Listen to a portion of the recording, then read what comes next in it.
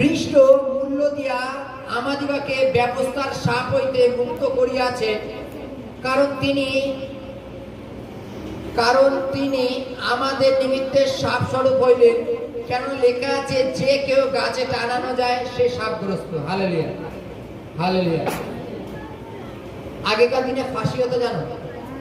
হ্যাঁ, ফাঁসি কাদের দেয়া হতো?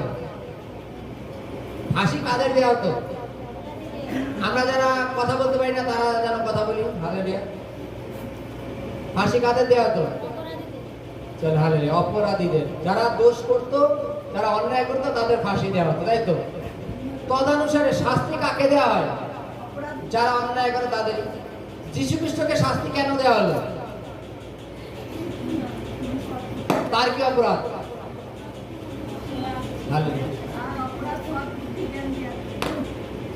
তার কি অপরাধ ছিল? কিন্তু তিনি দোষীদের সাথে গণনা হলেন এবং তাকে গাছে মারা হলো। হালেলুয়া। নচিকেতার একটা গান জানো? প্রকাশ্যে চুমু খায় এ সমাজে অপরাধ, ঘুষ খাওয়া কখনোই নয়। সমাজটা উল্টো, তাই তো নাকি? হালেলুয়া। যীশু খ্রিস্ট পাপ করে, বাইবেলে বলছেন যে তিনি মূল্য দিয়ে আমাদের কিনে নিয়েছেন। হালেলুয়া। আমরা যদি আমরা পুরাতন নিয়মে দেখি, ঈশ্বর এই মসিকে কিছু আজ্ঞা দিয়েছিলেন, যদি কেউ কোনো ধরনের পাপ করে সে একটা পায়রা বলি দিতে পারে ঈশ্বরের কাছে, একটা ছাগল বলি দিতে পারে, একটা মেষ বলি দিতে পারে, একটা ঘুঘু বলি দিতে পারে। এরকম বিভিন্ন বলির একটা নিয়ম ছিল। তারা কি করতো? বলি দিত, তার রক্তটা নিয়ে যাজককে দিত, যাজক সেই রক্তটা ঈশ্বরকে উৎসর্গ করতো, তাতে তোমার এবছরের পাপ দিয়ে গেল।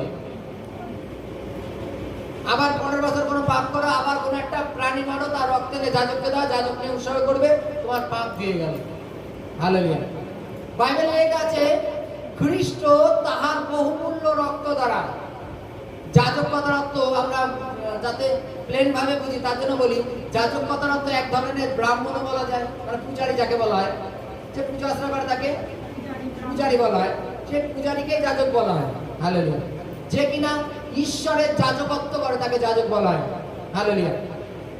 প্রত্যেকটা মানুষের কাজ ছিল এটা, সে যদি পাপ করতো, মনে করো পাপের অংশ হিসাবে বলতো, ছোট পাপ করলে হয়তো পায়রা দিলে হয়ে যাবে, একটু বড় পাপ করলে ছাগল বলি, পাঠা বলি, ভেড়া বলি, মোষ বলি, এরকম নিয়ম ছিল।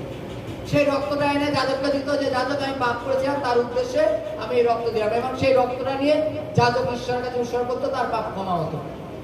কিন্তু যখন যীশু খ্রিস্ট জগতে আসলেন, তিনি বলছেন যে আমরা যে জগতের লোকের যে পাপ পার, সেই পাপ ভার তিনি যাজক হয়ে তিনি নিজেকে উৎসর্গ করলেন।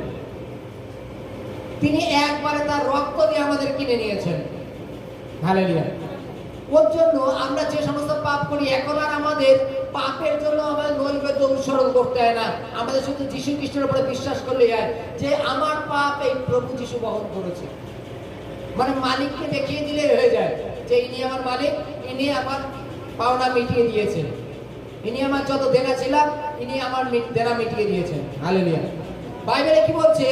তিনি খ্রিস্ট মূল্য দিয়ে আমাদেরকে ব্যবস্থার সাপ হইতে উদ্ধার করেছেন। হালেলুয়া। দেখো, কাউকে আমি মারবো, উদাহরণ, বা মার্ডার করে দেবো, বা কাউকে আমি ক্ষতি করবো, তারপরে আমি একটা বলি দিয়ে আমি রক্ত দিয়ে আমার ন্যায় সূচি হয়ে চলে আসলাম। হালেলুয়া। এইটা কেমন?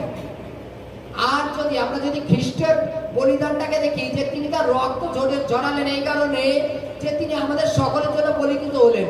তিনি বলছেন তোমার ভাবনাকে চেঞ্জ করো, দেখো যে তোমার জন্য আমি কালবেরি ক্রুশে গেছি। তোমরা যতবার পাপ করো ততবার কালবেরি ক্রুশের দিকে তাকাও, যে আমার পাপের জন্য উনি ক্রুশে গেছেন। আর ওনাকে আমরা কখন ব্যবহার করি জানো? যখন কোনো সমস্যা করি তখন দেখিয়ে দিই যে উনি আমার পিতা। Hallelujah, hallelujah. কিন্তু বাইবেলে বলছে তিনি যে আমাদের রক্ত দিয়ে কিনে নিয়েছেন, তার মূল্য যেন আমরা তাকে দিই। তিনি কিনে নিয়েছেন, চলো তিনি বাপ হয়তো কেনার কর্তব্য ছিল তার জন্য কিনেছে, এইটুকু না। হালেলুয়া। তিনি যে কিনে নিয়েছেন তার মূল্য যেন অবশ্যই আমরা তাকে দিই। Hallelujah, hallelujah, hallelujah.